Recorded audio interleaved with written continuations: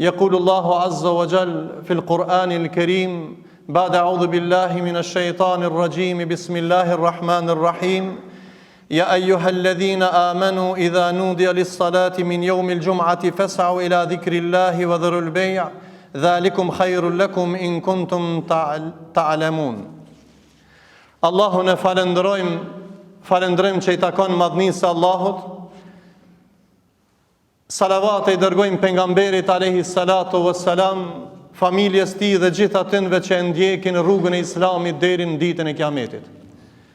Besimtar të nderuar, jemi të nderuar në këtë ditë xumaje që Allahu na ka bërë hise dhe na ka dhënë jetë në ditën më të dalluar të javës, ditë e xumë, ditë ku pranohen shumë lutjet, ditë ku çojmë shumë salavate mbi Muhammedin alayhis salam, ditë ku Allahu fal më së shumti, ditë më të privilegjuar prej ditëve të javës. Prandaj edhe muslimani duhet jetë i privilegjuar me adhurim, me ibadet, me lutje, me xumë, me prezencën e tij në kohën më të dalluar ku pranohet, në kohën më të vlefshme ku pranohen lutjet, ajo është koha e xumës. Thot Zotin Kur'anin familart, ja ayyuhalladhina amanu, Allah i drejtohet besimtarve, o ju që keni besuar Allahun, kur t'ju thirr ezani në ditën e xumës, nxitoni për me përmend Zotin edhe lënë shitblerjen. Është më mirë për ju nëse ju me të vërtet kuptoni diçka nga kjo. Allahu qartë për na thirr me fal xumën dhe mesazhi i hutbës është si e falet xumën dhe e mbyllet dyqanin.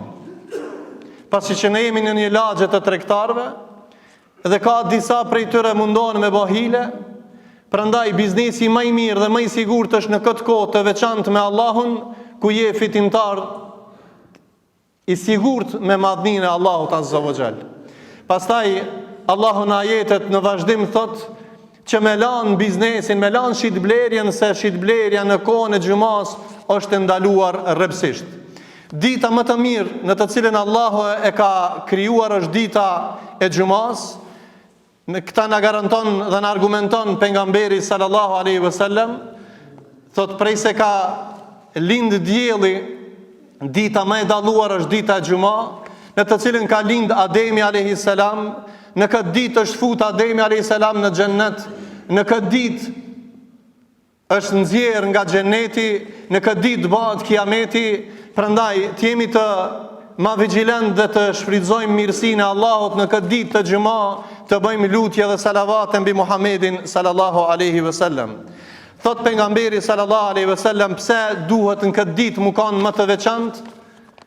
Se disa xhamatli kemi vetëm natan oborrit i kemi ndoshta krejt xhumat e vitit i fal, as në obor nuk hin e as në xhami po jashtë oborrit. Vjen i fundit dhe del i pari. Ndërsa në hadithet pejgamberit alayhis salam ka ardhur se Allahu çon melaçe special. Në kuptim të hadithit në Buhari, në të cilën i regjistron me emër dhe mbi emër ai i cili vjen i pari në xhami, e ka shpërblimin tek Allahu sikur me therr një kurban deve. Ai çka vjen pak më vonë sikur një lop, ai çka vjen më vonë sikur një dash, ai çka vjen më vonë sikur sevapin e ka sikur një pul, e pastaj ai çka vjen më në fund e ka sikur një vezë apo voë me dhon sadaka.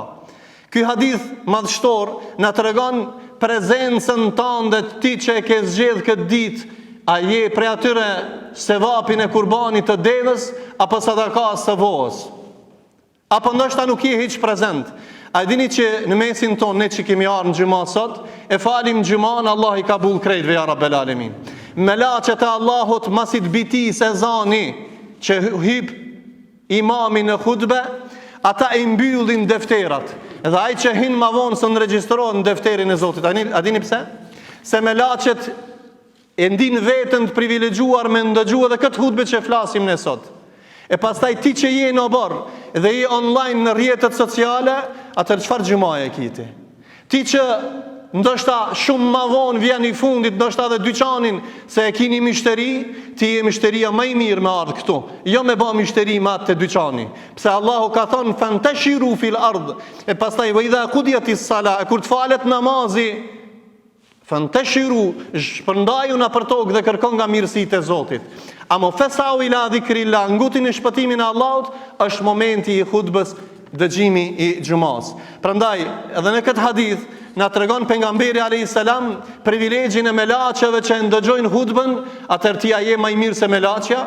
Ti a ki se vapet shumë, apo e ke garantuar xhenetin, apo ne kemi nevojë për faljen e Zotit, që ka ardhur në hadithin tjetër të pejgamberit alayhis salam se xumaja deri në xuma është falje e gjunaheve. Një ashtu thot pejgamberi sallallahu alaihi wasallam, dita e xuma preferohet me çu salavat mbi Muhamedit alayhis salam. Dhe salavate ata që çojnë mbi Muhamedit sallallahu alaihi wasallam, ka në hadithet e pejgamberit se salavatet mbërrin mbi Muhamedit alayhis salatu wassalam. Prandaj nuk ka bereqet ai njeri i cili nuk e madhron Allahun në ditën e xuma, nuk përgatitet i veçantë në hadithin tjetër në Buhari, ai që merr gusull dhe niset për në xhami, por nuk hip mbi kokat e njerëzve, por vjen më herët, e mbush safin, Allahu azza wa jalla ja fal atij gjunahet. Elusim Zotin e Madh, pasi kjo është ditë e veçantë, jemi edhe neve të veçantë duke madhruar Zotin e Madh. Elusim Allahun azza wa jall, pasi që ne jemi ummet i fundit, do të ringjallemi të partë në ditën e Kiametit para madhnisë Allahut dhe jemi ummet më i privilegjuar i Muhamedit alayhis salam, të çojmë salavate mbi Muhamedin alayhis salam duke thënë اللهم صل على محمد وعلى آل محمد كما صليت على إبراهيم وعلى آل إبراهيم إنك حميد مجيد اللهم بارك على محمد وعلى آل محمد كما باركت على إبراهيم وعلى آل إبراهيم إنك حميد مجيد اللهم أعز الإسلام والمسلمين اللهم انصر المسلمين في كل مكان يا أرحم الراحمين اللهم إنا ندعوك كما أمرتنا فاستجب دعاءنا برحمتك يا أرحم الراحمين ربنا آتنا في الدنيا حسنة وفي الآخرة حسنة وقنا عذاب النار وادخلنا الجنة مع الأبرار يا عزيز يا غفار وآخر دعوانا الحمد لله رب العالمين.